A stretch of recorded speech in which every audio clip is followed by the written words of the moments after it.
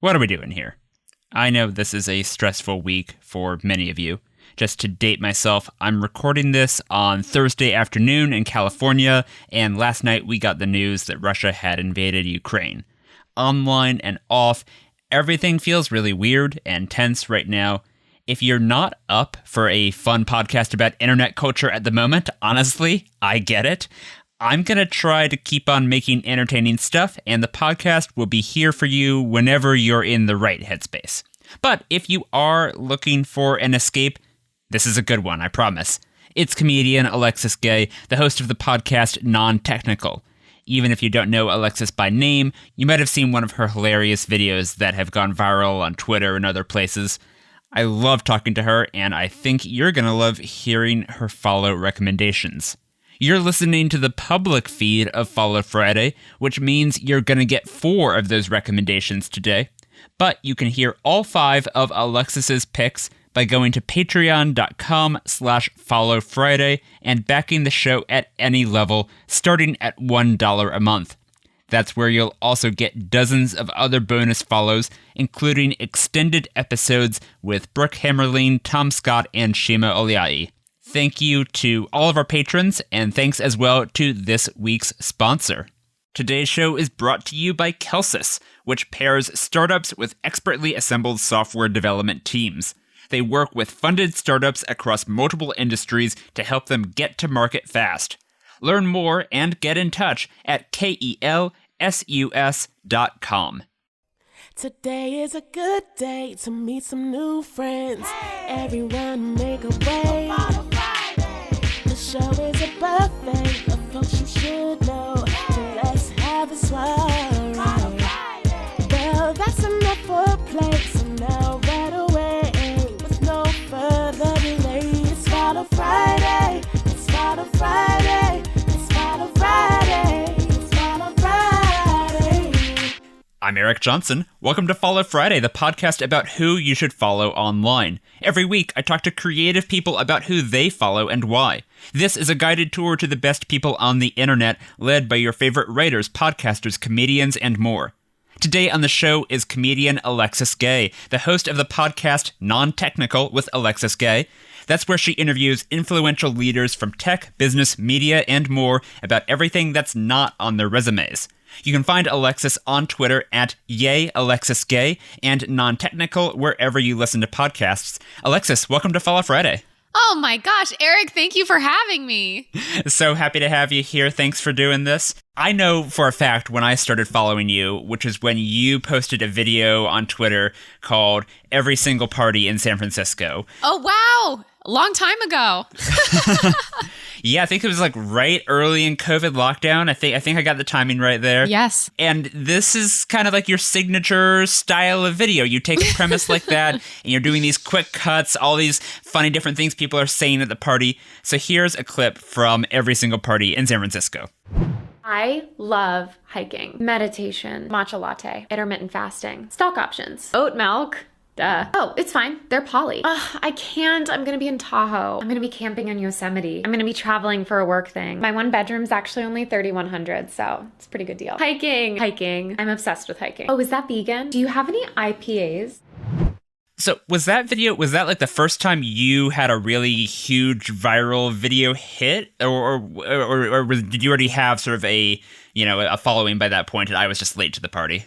No, that was the first video that I don't want to say that anybody cared about, but I would say that on that scale, people cared about for the very first time. And it blows every other video out of the water in terms of views to that point. So how did that experience going from, relatively anonymous to then having this huge hit video, how did that change either what you were doing or how you were thinking about being a comedian or anything like that? Well, the good news is I had been making videos online for a while before that point. So this was not by any stretch of the imagination my first video. It was just the first one that people seemed to notice existed. And the benefit to that is that when it got all that attention, which is the most flattering, humbling thing in the world, that people see something you make and then they say, oh, I want to follow you. I want more of this. All I really felt like I had to do was keep going. And I had already been doing comedy for a few years. At that point, I was still working full-time for Patreon. So this was being done nights, weekends, and sometimes very early mornings. But the one thing that did change after that video in the first week, it got like 3 million views. To date, I think the most views on Twitter a video of mine had gotten was about 1,000. So when I talk about the scale, it was hard to even perceive of that many people viewing something I made. I mean, 3 million people, it's hard to picture. And 1,000 at the time was like, oh, cool, 1,000 people. Right. And I've never been somebody that has felt dissatisfied by the number of people that are watching what I make. Never. And so it was just like, how cool is this that even more people are showing up? But I will say, there was this moment where the video is totally, it's like, ripping through the internet. I'm getting all kinds of texts, all kinds of notifications. My following went from, on Twitter, 950 people to 15,000 by the end of that week. Oh my God. That's a major shift. And the way that it felt, because I had also pre-pandemic been doing stand-up comedy, before that improv comedy, it felt like I had been performing for an intimate group of friends. And then suddenly the doors opened and thousands of people poured in, and I'm still holding the microphone. And I remember having this moment of, oh, they expect me to say something now. And so I forced myself that night, the day that it went viral, to tweet out a couple jokes, because I thought, you know what? If I post something and everybody leaves, they're going to leave anyway. So I might as well just get it over with, rip the Band-Aid off, and do it now. And I think that mentality has stayed with me. At any point, everyone could leave, and that is totally okay. But as long as you're here, I'm going to do what I can to entertain you. Hello, new friends. Here is a taste of what you will be getting. Exactly. Here's the Alexis Gay experience. Exactly. Yeah. I was like, well, they're going to find out. So... Well, and then also talk about your podcast, Non-Technical. Yeah. So, why did you, I love the premise of the show, but why did you want to make a show around what's not on people's resumes? Yeah. Well, my career up until being a full-time self-employed comedian podcaster was in the tech world. And so by nature of that experience, 7 years or so, I listened to a lot of interviews with tech and business leaders, because I often would listen to, actually, I think I've mentioned to you before, but I would listen to Recode to prepare for job interviews. When I was interviewing with a company, I would go and seek out an interview with the CEO to try to understand what they were thinking at the highest level. So I came across tons and tons of interviews with tech and business leaders, and the most interesting parts were always the moments where they stopped talking about work for a second, often by accident. Often it was just an offhand remark, something about perhaps their hobbies, their kids, their childhood. And those sort of moments were always the most compelling to me in the interviews. Now, fast forward, I decide I want to start a podcast. I went through so many iterations on the concept. It is not like I woke up one morning and I was like, oh, what if I had a show where I interviewed people about everything except the resume, and then everything just spilled out of me perfectly. It was like, I thought, I know I want to start a podcast. And honestly, one of the reasons I wanted to start a podcast is that I was making these videos, and I was like, I really want to make something where I don't have to stare at my own face. Just for a little bit, just as a treat. And I thought, well, if I do an audio-based show, I will get a reprieve from just staring directly into my own face for hours and hours and hours a day. Of course, at the time, I was also doing what felt like 12 hours of Zooms per day. So it was really just, how can I escape this? And so listening to my own voice was the welcome alternative. But I went through a lot of iterations and settled on Non-Technical ultimately, because I think I knew I wanted to interview people. I knew I wanted to get to know them, but I also wanted to find something specific enough to help myself have guardrails to deliver on. Well, and just recently you came full circle. You had Kara Swisher on Non-Technical. Oh my God. Talk about a full circle moment. Friend of the show, Kara Swisher, friend of both our shows. So yes. And she interviewed Kathy Griffin at South by Southwest in 2018, which I was in the audience for.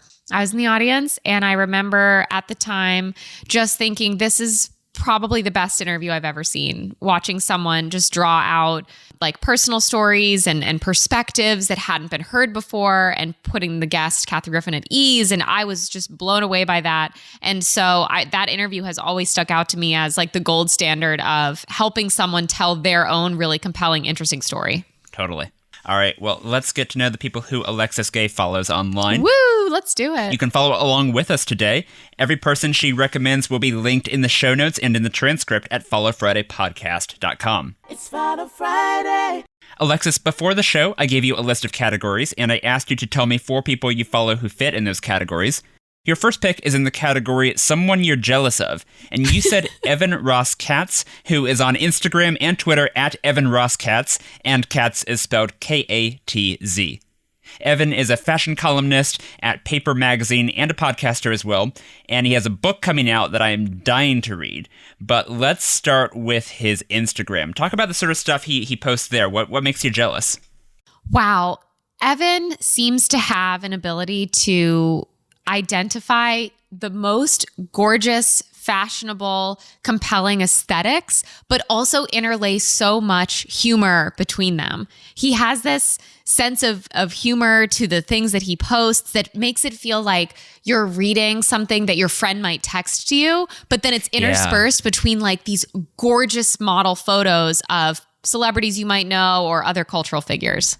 And so, so what are some examples of folks you remember that he has documented their fashion? I'm looking at his Instagram now, and he has, let's see, it seems like a mixture of like TV screen caps, but then just individual like fashion style photos of famous actors. Exactly. I think what's really been catching my eye recently is how he's following the Sex and the City reboot and Just Like That on HBO Max, because that has been, that's a cultural phenomenon. This is a moment that we're in right now, especially if you were a viewer of the original Sex and the City franchise. And now with this, however many years later, and Just Like That, people have opinions. People are talking about it. I would say the general response is that I'd say it's getting a little panned. It's getting some critical reception, but I've been personally really enjoying it.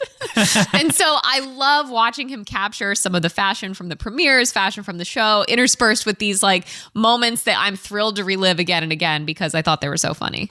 Do you think of yourself as like a fashionable person? Like, is fashion something that's really important in your in your day-to-day life? So this is why I'm jealous of him, because I look at this and I'm like, God, he's so funny and he knows how fashion works. I thought you're only allowed to have one. It's like everybody's supposed to get one and he gets both. I would say that I care about fashion to the extent that it serves a purpose in my life. I think that at certain events or certain dinners, you should show up in a way that's appropriate to the event or dinner and also still represents who you are. So for me, that often means I like to look polished. I like to show up ready for whatever's happening. But I like things that are fun and I like things that look good. I just don't have that thing that it seems like he and other people have where they're like, oh, this like mesh tank top, this is fashion now. I'm like, who, how, where did they say that? Well, I did not get the memo. I'm not on the listserv where people are announcing these fashion updates. My main intersection, I'm a big like movie guy, and so my main intersection with the fashion world is when either there's like red carpet, like an award show where people are, talking about what they're wearing or who they're wearing, or I think Amazon is the one who does this now, where you can be watching one of their shows that they produce or your movies, and you can pause it and it'll be like, hey, do you want to buy this exact shirt that this person, this character is wearing? Which is, I'm glad that I don't buy very many clothes because that would be dangerous, I think. Yes, that's so dystopian. You're so right. I've also found myself over the last 2 years especially, but even maybe a little bit prior to that, really liking, once I find something I like, I will buy several of it, which is a very tech thing to do. I had someone once who told me this helped them reduce their cognitive load. And I was like, please never speak to me again. But if the shirt fits, I'll buy a couple. It's just, I don't know. It's also different now too, that we're leaving the house a little bit less. You're exactly like Mark Zuckerberg. You just wear the same thing every day. Yep, your bestie. I love a nice sweater. I will say the one area where I'm like, is I love a nice sweater. I used to really love a nice blazer. This is, in terms of my personal fashion, something that I was known for when I worked at Patreon, was my blazer collection. I love a sharp blazer, not like a frumpy suit blazer. I mean like tailored, gorgeous color, something fun, a nice collar, a nice Regent collar perhaps. But now those days are behind me, and it's instead a robust wool sweater collection. You've moved on to the wool sweater. Yes. I mentioned that Evan has a book coming out in March called Into Every Generation a Slayer is Born. It's a new oral history of Buffy the Vampire Slayer, a show that I'm currently rewatching right now. Oh, really? Were you ever a big Buffy fan? Were you ever in this fandom? I was never in the Buffy fandom, but one of my best friends is a massive Buffy fan and just sent me some Buffy stickers. So I'm the new owner of some Buffy the Vampire Slayer stickers. Well, I'm hoping that Evan's like the tone that you mentioned, the way that he writes on Instagram and I'm sure and Paste Magazine and other places, I hope that carries over into this book, because this is a show that I'm extremely passionate about, and That's so awesome. I really want to hear that voice. Yeah. Yeah. Anything else about Evan Ross Katz that we should mention before we move on? I just think that there's something really special about being able to, I suppose, fashion is certainly an art form. And I think that there's something really special about being able to appreciate art and also contribute to it. And so that's, I think, what really stands out to me about him, is that as much as he's saying, oh, look at this art and curating a really nice collection, it seems like he's also participating in it and participating in the creation of pop culture as well as documenting it. That's great. Well, that was Evan Ross Katz, who is on Instagram and Twitter at Evan Ross Katz. It's Final Friday. Alexis, I asked you to tell me about someone who makes you think, and you said Mike Isaac, who is on Twitter at Mike Isaac and on Facebook at Mike J. Isaac. I used to work with Mike at All Things D and Recode, so I'm biased here. I think he's great. But he's now at the New York Times. He's written an amazing book about Uber called Super Pumped. Do you remember how you started following him? That's a great question. I think just generally being on Twitter and being around tech, I found Mike because his profile photo is one of the Charmin toilet paper bears, I think, with a Santa hat on. And I thought, this man works for the New York Times. Okay, this is interesting. I'm bought in. There must have been a discussion, because that was his Twitter profile picture for many years back, before he joined the Times. I'm sure there must have been a discussion with some editor about like, can you maybe no? Okay.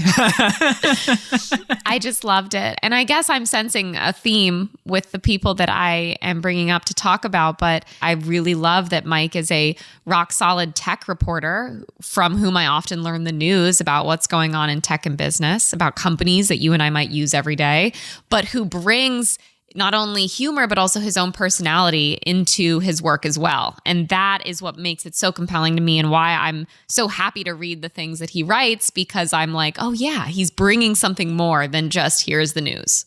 Yeah, I think if I didn't know him in real life, I think if I just followed him on Twitter, I would still have a bit of that parasocial sense of, like, just from following him, of feeling like, oh, like, I know this guy. I see his byline in the Times, and it's like, oh yeah, hey, it's Mike, the guy that I sort of know just from the way he uses social media. I think he's mastered the Twitter art form maybe better than or certainly before most journalists have. I think that is absolutely right. And I think it's also worth noting that his name on Twitter is Rat King, which is something that also caught my attention. And I guess I've never looked into why that is, but I just thought it was so funny.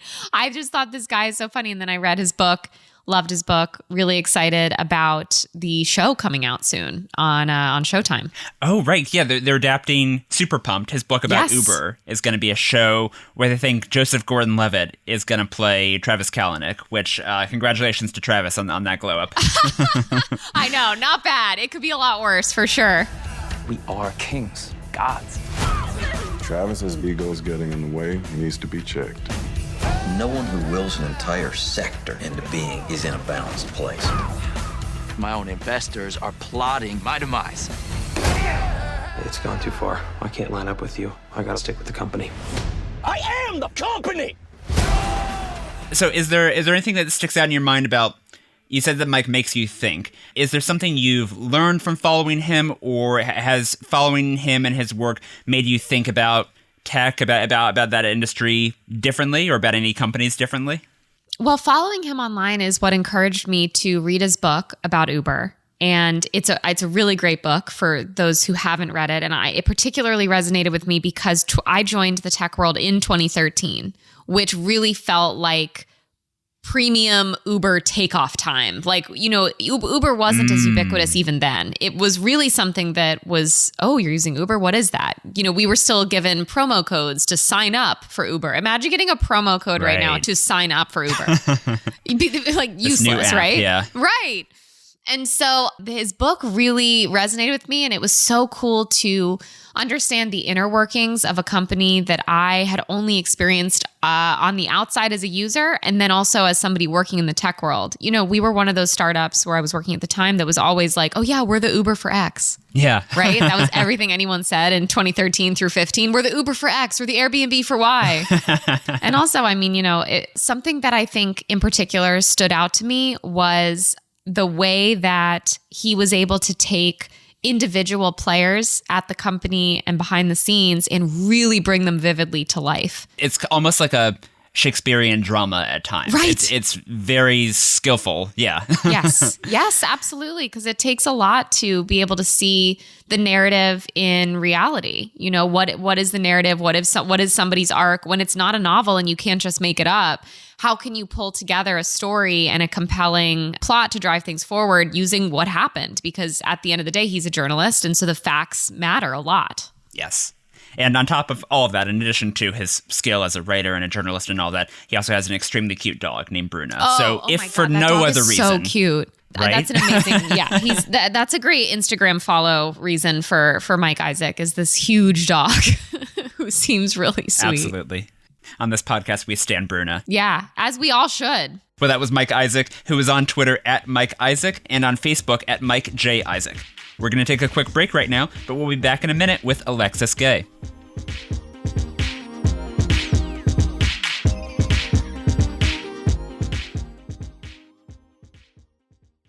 Today's show is brought to you by Kelsis, a fully invested technical partner for your business. Kelsis works with funded startups across a variety of industries, providing them with an expert team of software developers to help them get to market fast. They have experience working with dozens of companies, helping them build products that can compete, thrive, and exit. Visit kelsus.com, that's KELSUS.com to learn more, and give them a call to meet your new technical co-founder. That's kelsus.com. It's Follow Friday. Welcome back to Follow Friday. Alexis, let's move on to your next follow. I asked you for someone who makes you laugh, and you said Kylie Brakeman, who is on Twitter and TikTok at Dead Eye Brakeman. And I is like the body part, I-E-Y-E. Mm-hmm. I don't know if you two like know each other in real life, but Kylie in some ways feels like a parallel universe version of you, and I mean that as a compliment. You both do these kind of similar quick cutting comedy videos. So I want to play a clip here from a video she did called The Comments Section for a tweet that says, "I like lettuce."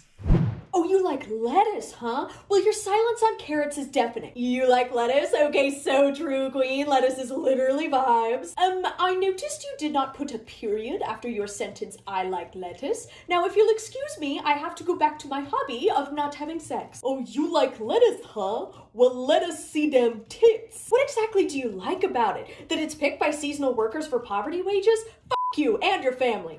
Do you, like, as fellow comedian video makers, do you know Kylie? Have you spoken to her about this stuff? She and I have never sat down and had a conversation, but we are connected online. And my favorite overlap that we had recently was on the same day, I published a video called When Someone Asks How Work Is Going.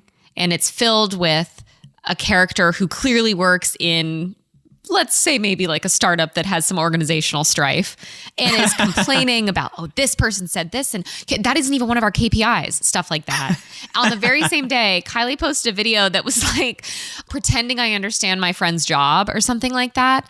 And it was like the two videos were mirror images of each other because it's her going, yes, oh my God, I totally understand why that is a problem and stuff like that. And it was like, if you had just matched up the videos, it looks like we're talking to each other. And so we posted about that because it was just so funny. And it speaks to your point about it's like we're parallels of each other in a way, which I find really fun. And I just, her stuff is so creative and so funny. And so I'm a big admirer of her work. But you didn't plan that at all. It was pure coincidence that both of you were on the same day. Pure coincidence. Oh my gosh. I know, something out there in the universe. Yeah, was speaking to you. So what about her work like really clicks for you? Why does she make you laugh? So something that I really like about her stuff is that she identifies something unspoken and then brings it to life in a really vivid, funny way. And so one example of that sticks out to me is she has a video about, I think it's like a 6-year-old divorcee or something like that. And and she's basically acting like a divorcee, like this, an archetypal post-divorce, settle, whatever wife, but it's if she was 6, And so it's about like giving the ring pop back. Let me tell you something. I am done with men. Who marries a girl for 2 full weeks and then gives the ring pop back, huh? I'll tell you who, Ryan F., because he's a piece of shit. He wants full custody of the Hot Wheels car we found outside the playground. It's unbelievable. I almost laughed out f***ing loud. This SOB doesn't even like Hot Wheels. He offered to buy me a new Hot Wheel with his allowance. I said, Ryan F., why don't you use your allowance to buy a f***ing Clue? My God. My brain would never connect those two things. So I've loved seeing where she finds that overlap, that it feels like, oh my God, I would have never thought of that. And so even though our styles are similar, I think why I'm so drawn to her is because we may have similar styles, but the topics themselves, I'm always like, oh, that's so funny. That's awesome. Yeah, I guess like most of your videos are they seem to be culled from some relatable, something that's maybe you've experienced in real life, where you did one about the stress of moving cities, yes, right? And you did another one about people who say they work in tech, There's things I can see the probably the likely linkage to your real life. But like, yeah, when someone comes up with a video like that, like a 6-year-old divorcee, I have to wonder, like, where did that come from exactly? Right. How did you get there? Yes. I mean, it's brilliant. You might imagine where, every single party in San Francisco comes from, right? Like, but I think that too, that is why I'm so excited by the stuff that she does. And it's really, really funny. Totally. And I don't know if you listen to, she has a podcast that she does with several of the other comedians called Artists on Artists on Artists on Artists. That's so funny. Did you know this one? No, but that's what a great name. It's like it's supposed to be a Hollywood roundtable. I think I haven't listened to it yet, but I'm going to. Every episode, she and these other comedians are playing different caricatures of people in entertainment. So like they're all former Disney Channel TV stars or high school theater teachers. So I highly recommend looking at it. I watched some clips of that on her Twitter. That's awesome. Funny stuff, so. That's really funny. That was Kylie Brakeman, who is on Twitter and TikTok at Deadeye Brakeman. It's Final Friday. We have time for one more follow today. Alexis, I asked you for someone who's an expert in a very specific niche that you love. Yes. And you said Tobin Mitnick, who is on TikTok and Instagram at Jews Love Trees. I gotta love a username that tells you basically everything you need to know about a person. But for the folks who have not checked out Jews Love Trees yet, what does Tobin do?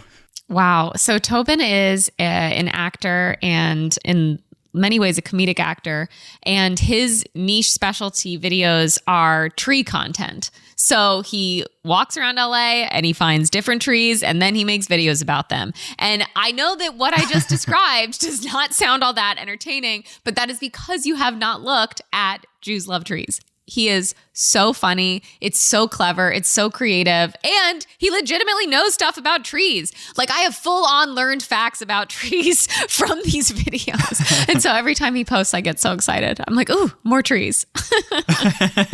There's one video I saw of his where he's showing off his entire bookshelf of tree related books. Like this is clearly a deep passion for him. The tree library. This is my tree library. Bookended it here with a nice piece of petrichor. No, my largest book of trees, The Architecture of Trees, does not fit upright in the bookcase. Keep the Lord of the Rings series down here. Sibley, essential, everybody knows this. Great white shark, that goes up here. I would say it's probably 2-to-1 tree books to bonsai books. Finding the Mother Tree, I got 2 copies. Megalodon tooth does not belong down here. I'm just gonna pick a random sentence. It ranges from a bushy or stocky windswept tree to a slender, straight-trunked one. Cool. I love that. And I love the one where he takes his newish baby, or maybe she's a little bit older, and takes his baby around to look at the trees and then incorporates sort of how she's reacting. And it's just the editing is so good and it's so funny. Yeah, there's one point, I remember that when he's looking at a discarded Christmas tree, like waiting to be picked up by the garbage, and the baby makes a noise, and he goes, no, don't laugh. Yeah, exactly. our fallen friend. Right, another fallen soldier. Don't laugh. So good. And then on top of that, maybe you know better from having followed him, it seems like he also has a bonsai tree garden. Like, in addition to the trees he sees out in the world, he's also cultivating trees, maybe specifically bonsai trees at his house. It's like, so clearly it's everywhere he goes in the world, there are trees. Oh yeah, he definitely he fully knows stuff about trees and about wood and things like that. He made a video recently where he made a new walking stick, a new walking staff. And when it started, I thought oh, this is probably funny. And then it was of course it was funny, but it was also him legitimately making a walking stick. And I was just like, what? That's awesome. Again, the theme, people who can do two things. So impressive. Yes, exactly. And it's funny, so Tobin is actually another situation where we reconnected online after knowing each other in New York randomly when I was, I think, 19 or 20, maybe 21, maybe barely 21. I was a part of a new show, a new play that was being developed called King Christina, which was about Christina of Sweden, who became king when her father died. And this is a long, long, long time ago, obviously. And Tobin was cast to play my love interest, or the person to whom I was supposed to be married as King Christina. And so he and I worked together on it was just a staged reading, so we were seated and we probably rehearsed twice and did 2 performances, whatever. Not a big deal. But that was full on 11 years ago. And then I see him on Instagram and I'm like, wow, this is so funny. And I was like, there's no way that's that guy. But I was like, how many Tobin Mitnicks could there possibly be? And so I did some stalking and I was like, oh my God. So we became internet friends. And now every time I see a video, it means so much because I'm just like, wow, I've known of this person for more than 10 years and now they have a baby and they're making me laugh about trees. What a world. Did he remember you when he reached out? Did he remember that you were the... Yeah. I think he may have reached out first. I can't remember. Yeah, but we were both... I remember the Instagram DM. We were like, oh man, look at us. All right, so now I want to hear your hottest take about trees. Are you also a tree fan like Tobin? Well, now I know so much more about trees. I would say that my level of tree, I don't have a lot of tree knowledge. I have deep tree appreciation. I'm definitely someone who will be like, wow, look at that tree. That's a great tree. But I can't tell you why, and that's sort of how I am about art as well. I can look at art and I enjoy going to museums and I really enjoy looking at art. I probably can't tell you a lot about the art, but I'll be like, oh, I love that. That's beautiful. That's great. So that's how I feel about trees as well. Exact same. No, I'm glad that there are people like Tobin out here who are fighting the good fight, educating the rest of us ignoramuses. Completely. All right. Well, that was Tobin Mitnick, who is on TikTok and Instagram at Jews Love Trees. Alexis, thank you so much for sharing all these follows with us today. Before we go, let's make sure listeners know how to find you online. Where do you want them to follow you? Oh, man. What an honor it would be to receive a follow on my Twitter or my Instagram, both of which are at Alexis Gay. And otherwise, I would say, come check out my podcast. You're already a podcast listener. Maybe Non-Technical is going to do it for you. You can find that wherever you get your pods and on Twitter at Non-Technical-Pod. Perfect. Follow me on Twitter at HeyHeyESJ, and don't forget to follow or subscribe to Follow Friday in your podcast app. If you like this episode, then check out the past Follow Friday interviews with Alistair Beckett-King, Zach Bornstein, and Alexandra Petri, among many others. Follow Friday's theme music was written by me and performed by Yona Marie. Our show art was illustrated by Dodi Hermawan. Special thanks to our Big Fry Patreon backers, John and Justin. Visit patreon.com/Follow Friday for bonus follows, behind-the-scenes updates, and more. That's all for this week. This is Eric Johnson reminding you to talk about people behind their backs. And when you do, say something nice. I'll see you next Friday.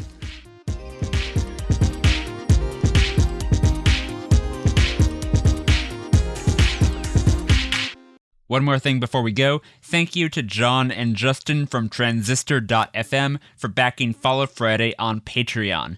Transistor is an independent podcast hosting company with a simple, modern interface for uploading audio, distributing your podcast, and viewing analytics. You can also make as many podcasts on Transistor as you want for no extra cost, and you can invite additional users to access the show settings, upload episodes, view analytics, and more.